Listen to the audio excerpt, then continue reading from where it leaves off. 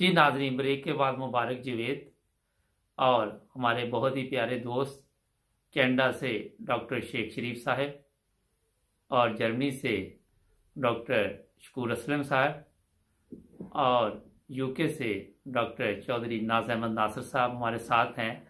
अच्छा चौधरी साहब, अब आप मुबारक साहब एक मिनट। जी मुबारक साहब आप ये बता दें कि खाक सर इस वक्त जर्मनी आया हुआ है, वरना मैं खाक सर भी इस वक्त इंग्लैंड में रहता है। आपका पता ही है सबको डॉक्टर साहब, आपको कौन नहीं जानता। आपके साथ जो पहला प्रोग्राम किया पता नहीं कितने लोगों ने देख लिया, माशाल्लाह काफी मशहूर शख्सियत है आप।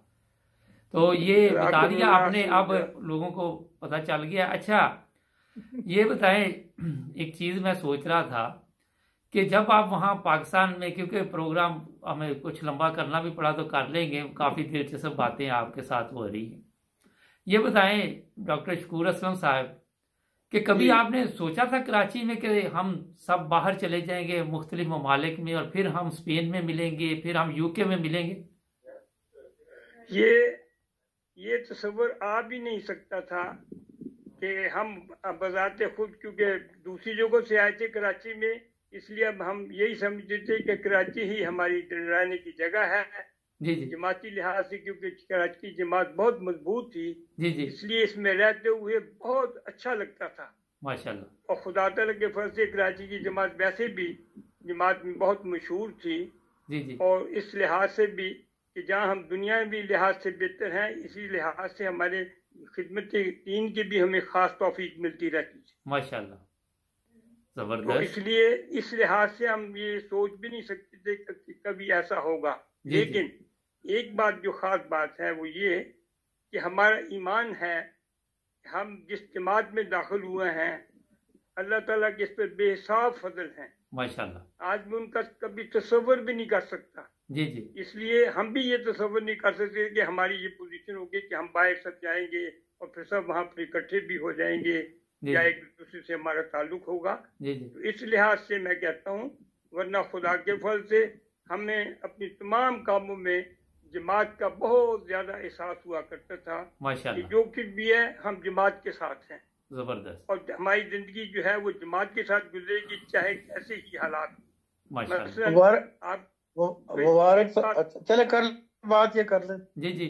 हाँ, मसलन मैं उन दिनों जब हमारी जमात के खिलाफ 1974 में बहुत फसाद हुए हैं, तो मैं उस वक्त लाहौर था।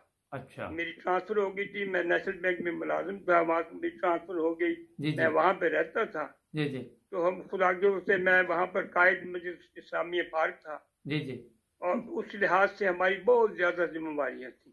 लाहौर उस वक्त इस बात का गढ़ था कि जिस किस्म की भी बात होती थी वो लाहौर से ही आगे जाती थी। जी जी। और लाहौर की बहुत सारी जिम्मेवारियाँ थी जो हमें अदा करनी पड़ती थी। जी जी। हम तो खुदा के फल से जमात के साथ इस तरह मुंसलिक थे कि हम किसी बात में बारे में सोच भी नहीं सकते थे कि हमारा क्या प्रोग्राम आगे बनेगा, क्योंकि जो कुछ भी था वो जमात के साथ। माशाल्लाह। अच्छा डॉक्टर शेख शरीफ साहब, आप कुछ फरमाने लगे थे। हाँ, मैं कह रहा था मेरी पोजीशन मुख्तलिफ थी। जी जी। बचपन से मेरा ट्रेंड ये था कि मैंने बाहर जाना है। अच्छा। तो मेरे यहाँ छोटे भाई ने यहाँ मुझे भूल भी गया था, उसने बताया कि आपकी तो वो सारी ख्वाबें पूरी हो गई। कभी आप अमेरिका में होते हो, कभी कनाडा में होते हो, कभी इंग्लैंड में होते हो, कभी स्पेन में, कभी जर्मनी में। तो आप तो उस वक्त ये एक्ट किया करते थे कि अब मैं फलां जगह जा रहा हूँ, अब फलां जगह जा रहा हूँ। बच्चों में जैसे खेलते हैं ना, जी जी। तो बचपन में इस तरह से मेरी कैफियत होती थी। जी जी। लेकिन शकूर साहब कुछ साफ से काम ले रहे हैं या हो रहा है कि हम प्रोग्राम बनाते थे, बनाया था कई दफा, वीजों के लिए भी कोशिश की थी। हम 3 दोस्तों, एक और दोस्त थे, उनके साथ मिलके हमने कनाडा के वीजों के लिए भी कोशिश की थी कि हम यहाँ पे इकट्ठे हों। लेकिन उसमें उस वक्त कामयाबी हमें नहीं हुई।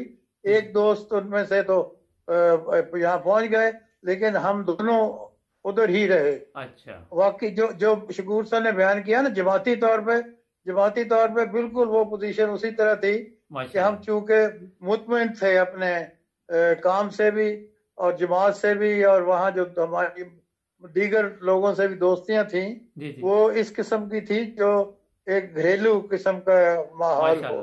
और आपको पता है हजूर ने एक फरमाया था कि कराची की जमात में मुझे सहाबा का नमूना नजर आता है। माशाल्लाह। तो ये कैफियत थी जी, ये कैफियत थी उस वक्त। अगर आप तारीख कराची पढ़े तो बहुत से वाकयात ऐसे हैं कि हुजूर का खास तौर पर ताल्लुक जमात कराची से होता था। यहाँ जरूर चक्कर लगाते थे और हम इंतजाम करते थे, रातों को ड्यूटियों भी देते थे। और इतना खुशी का मौका हमारे लिए इससे बढ़ के नहीं होता कि रोजाना मुलाकातें भी होती थी और हुजूर से मिलने का भी होता था, हम आपस में भी मिलते थे और वो एक जश्न का समा था। फिर जमात ने पहले तो किराए पे लेते थे मकानात, उसके बाद जमात ने एक बाकायदा खरीद ली जगह एक डिफेंस में, वहां पे फिर वो मरकज बनाया।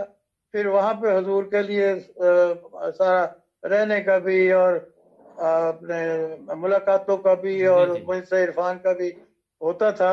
तो वो एक बहुत गट बन गया, बहुत अच्छा। हालांकि हमारे घरों से बहुत दूर था, लेकिन इतनी हाजिरी होती थी कि जगह नहीं मिलती थी वहां। जी जी, अच्छा। खलीफा वक्त की जो कशिश थी उससे तो बहुत ही फायदा उससे। अच्छा, बात एकदम बेदार हो जाती थी। जी जी, चौधरी साहब से बात कर लेना, ये ना हो नाराज हो जाए चौधरी साहब। नहीं नाराजी, उन्होंने इख्तियारात पहले दे दिए हैं। अच्छा, चौधरी साहब से मैं पूछा, ये चारा चर साहब है, ये होम्योपैथिक जो लाइन पकड़ी आप तीनों ने, ये भी कोई आपने मशवरा आपस में किया था, ये आए कोई इत्तेफाक ही हुआ? ये दोनों भाई जो हैं, ये तो बाकायदा कॉलेज में दाखिल होकर इन्होंने 4 साल कोर्स किया। अच्छा। लेकिन मैं जब वहाँ पर रजिस्ट्रेशन का काम शुरू हुआ होम्योपैथी का, जी जी, तो हमारे एक डॉक्टर थे बंगाल के, उनका नाम डॉक्टर फजल रशीद साहब था। जी जी, मार्टन रोड में ही उनकी दुकान थी। जी जी, और उन्होंने मुझे एनकरेज किया कि तुम भी, मैं तुम्हें तैयारी करवा देता हूँ तो तुम भी इम्तिहान दो और ये इजाजतनामा जो है वो हासिल कर लो। जी जी, हाँ जी। तो एक चीज तो ये बतानी थी, और आप बाहर आने का आपकी जरा अपना मोबाइल ठीक करें प्लीज। था कि मैं पहला था जो पाकिस्तान से बाहर हिजरत की। जी जी, और वो इस तरीके से हुआ कि उस वक्त बच्चे भी 3 थे और सरकारी नौकरी थी और बड़े इत्मीनान था। जी जी, बहुत ही अच्छा जमाना था। तो मैंने खलीफतुल मसीह सालिस रहमतुल्लाह अलैह को लिखा, जी जी, आम डाक से कि हुजूर इस तरीके से मेरी वाइफ के भाई जो हैं वो जर्मनी में हैं और वो बुला रहे हैं। जी जी, तो मुझे इजाजत भी दी जाए और मशवरा भी दिया जाए। जी जी, तो हफ्ते के अंदर अंदर रवा से जवाब आ गया कि अगर जा सकते हैं तो चले जाएं। अच्छा, माशाल्लाह। तो मेरा जर्मनी आना भी जो है वो हजूर की इजाजत से हुआ, या वही जो सिलसिला जमात के साथ हम लोगों ने शुरू किया था, जी जी, ताल्लुक बांधा था, वो ताल्लुक जो है उस तरीके से कायम रहा। और जर्मनी का मैंने पहले आपको बताया कि शुरू से ही कोई तकरीबन 8 साल तक यहाँ मजलिस आमला नहीं थी और मैंने अपने आप को पार्ट टाइम वक़फ़ किया। जी जी, वो आपसे इंटरव्यू में बात हुई थी। हाँ जी। अब नई बात करते हैं। ये बताएं कि जब आप आए तो उस वक्त तो टेलीफोन इतना नहीं, मोबाइल फोन तो होता नहीं था, तो आप इन दोस्तों को खत वगैरह लिखते थे? अपने जो दोस्त हैं दोनों लाजमी, इनके साथ ताल्लुक 2 तरीके से रहता था। जी जी, कि एक तो मैं तकरीबन हर दूसरे तीसरे साल पाकिस्तान का चक्कर लगा लेता था, मेरी वालदा वहां पर थी। जी जी, और वहां जब जाता था तो फिर इन दोनों भाइयों से मुलाकातें हो जाती थी। अच्छा, माशाल्लाह। और ये बताइए, वो तीनों की हो जाती। अच्छा अच्छा, अपना डॉक्टर साहब जो कनाडा से इस वक्त 3 डॉक्टर हैं, अब एक मुझे तो ऐसे ही लग रहा है जैसे मैं मरीज हूँ इस वक्त, लेकिन फिर भी मैं पूछ अच्छा शेख शरीफ साहब, ये बताइए जी सर कि आपके ख्याल में मजबूत दोस्ती के लिए क्या करना चाहिए, क्योंकि ये भी हमारे जरा नाजरीन को पता चले।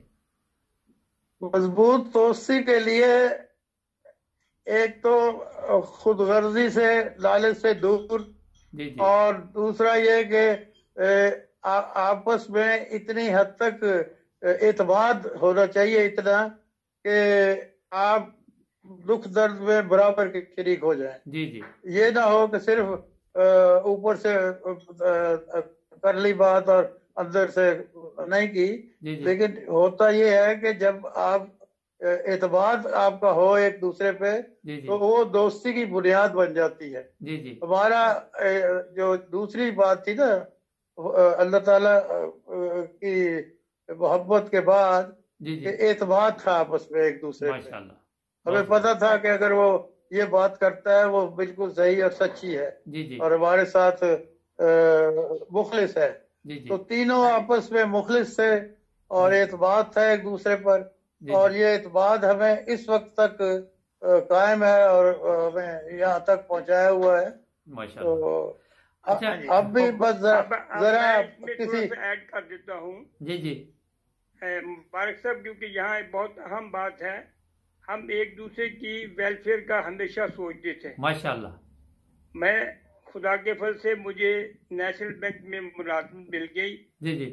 मैं इससे पहले एक कंपनी थी, उसमें आलम थी, उसमें मैनेजर था, सेल्स मैनेजर। जी जी। और ऐसे मौका बना के नेशनल बैंक में एक जॉब मुझे मिल गई। जी जी। मैं आ गया। जी जी। अब मेरी ख्वाहिश ये थी कि ये मेरे दोनों भाई भी मेरे साथ नेशनल बैंक में आ जाएं। जी जी। तो ये बड़ा एक दिलचस्प वाक्य जो आपको बताने लगा हूँ। जी जी। हमारे डॉक्टर शेख शरीफ साहब ने नेशनल बैंक में आने के लिए एक इम्तिहान दिया हुआ था। जी जी। उसमें ये पास भी हो गए थे, लेकिन ये भूल भाल गए थे कि भाई ये क्या है, मैंने वहाँ क्या जाके करना है, क्योंकि ये दूसरी जगह मुलाकात कर रहे थे। जी जी। मैं जब नेशनल बैंक में पहुंचा और मैंने देखा कि नेशनल बैंक में खुदा के फल से बेहतर सामान है तरक्की के। जी जी। गौर करें कि जो बात थी वो तरक्की की थी कि उसमें चांसेस अच्छे हैं और फिर गवर्नमेंट का भी, सेमी गवर्नमेंट का अदारा है, जी जी। इसमें ये अच्छी तरक्की करेंगे। जी जी। जो राज्य खाक साहब ने इन्हें मजबूर किया कि आप आ जाएं और आपने जो इम्तिहान दिया हुआ है मुझे उसकी डिटेल दें, मैं पता करवाता हूँ और आपके लिए उनसे कोशिश करता हूँ। जी जी। चुनाचे इन्होंने मेरी बात मान ली और जब मैंने उनसे बात की एडमिनिस्ट्रेशन वालों से, उन्होंने मेरी मदद की। उन्होंने कहा ठीक है आप लाएं उनको। चुनाचे खुदा के वस्ते इनको भी वहाँ मुलाजमत मिल गई। माशाल्लाह। अच्छा, नाज साहब के लिए मेरी ख्वाहिश थी कि ये भी आ जाएं। जी जी। लेकिन इन्होंने, क्योंकि मुलाजमत इनको गवर्नमेंट की मिल गई थी और वो इनके लिहाज से अच्छी थी, इसलिए इनको फिर हमने ज्यादा जोर नहीं दिया। जी। अच्छा डॉक्टर साहब, ये है कि टाइम प्रोग्राम का ये भी खत्म हो रहा, हमारा जो इशारा मुझे मिल रहा है, तो इसके बाद एक पार्ट हम और करते हैं नाजरीन, क्योंकि लंबा हो गया प्रोग्राम। तो एक ब्रेक लेते हैं और ब्रेक के बाद फिर एक आखिरी प्रोग्राम इनके साथ आज का करते हैं, ताकि कोई गपशप में मजीद इजाफा किया जाए। बहुत शुक्रिया जी। अभी वापस आते हैं, शॉर्ट ब्रेक। जुड़े रहे 9 ब्रदर्स टीवी के साथ।